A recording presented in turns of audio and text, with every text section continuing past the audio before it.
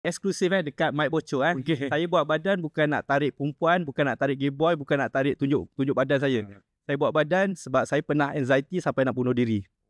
Ni kisah betul. Saya nak bunuh diri, jadi saya cakap, kalau aku bunuh diri, dosa besar. Lepas tu kalau ke akhirat nanti, aku akan buat perkara yang aku bunuh diri tu sampai bila-bila. Jadi aku kena cari jalan untuk menangani masalah ni. So saya fikir-fikir, main gym lah. Sebab main gym ni, kita lawan diri kita. Lawan diri kita, nafsu, kita punya kekuatan, kita punya malas, kena lawan. So Alhamdulillah, Allah ni maha hebat.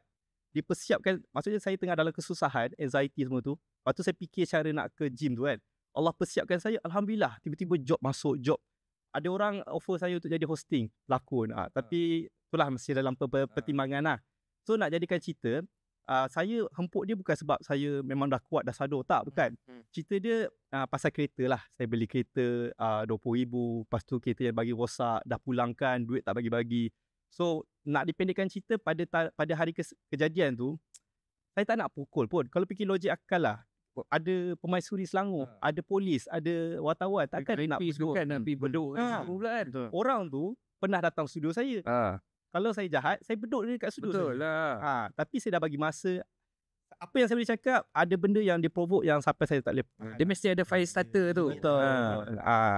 Jadi kepada orang luar sana yang tak tahu cerita, tak apa, saya meraihkan. Mungkin ada orang suka saya, mungkin ada orang tak suka saya. Tapi saya pegang satu kata-kata ni. Bila mana kita tahu orang tu baik kan, kita tak perlu tanya pun. Dia ni bukan macam tu. So sebenarnya Allah tengah tapis kawan-kawan saya. Betul lah. Betul. Mic bocor berani ke tegar.